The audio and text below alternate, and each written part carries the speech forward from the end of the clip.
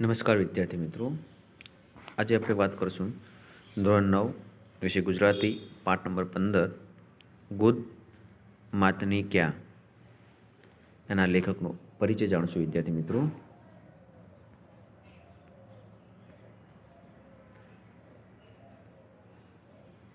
ચંદ્રકાંત શેઠ, જેમનો જન્મ 3/2/1938 થયો હતો. લેખકનો આપણે પરિચય જાણશું. વિદ્યાર્થી મિત્રો, ચંદ્રકાંત ત્રિકમલાલ શેઠ ખેડા જિલ્લાના ઠાસરા ગામના વતની છે.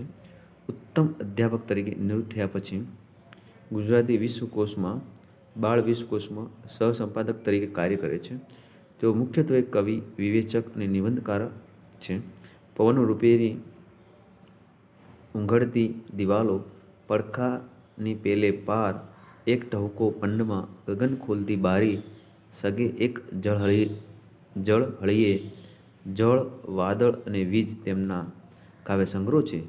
ચાંદલિયાની ગાડી, હું તો ચાલું મારી જેમ અને ઘોડે ચડીને આવું છું એ એમના બાળગીતોના સંગ્રહો છે. નંદ સામવેદી તેમની લલિત નિબંધનો સંગ્રહ છે. ધૂળુમાની પગલીઓ સ્મરણકથા છે. તેઓ રણજીતરામ સુવર્ણચંદ્રક તથા સાહિત્ય અકાદમી દિલ્હીના એવોર્ડથી સન્માનિત થયેલા છે.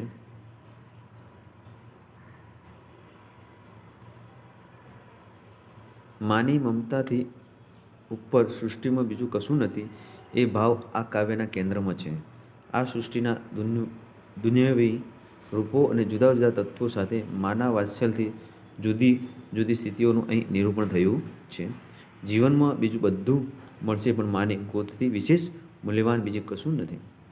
માના સંગ્રહ વ્યક્તિત્વમાંથી માત્ર ને માત્ર પ્રેમ, વાત્સલ્ય અને કરુણા જ દ્રવતી હોય છે. એ આકર્ષક લયપ્રાસ દ્વારા આ કાવ્યમાં પ્રગટ થયું છે. તુલના દ્વારા માતા માટેના ભાવચિત્રો ખૂબ જ સુંદર રીતે કૂંડાયા છે.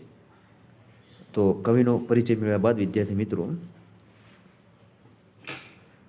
પાઠ નંબર 15 ગોદ માતની ક્યાં એ કાવ્યનું સંપૂર્ણ માહિતી નેક્સ્ટ વિડીયોમાં આપણે જોઈશું. ધન્યવાદ.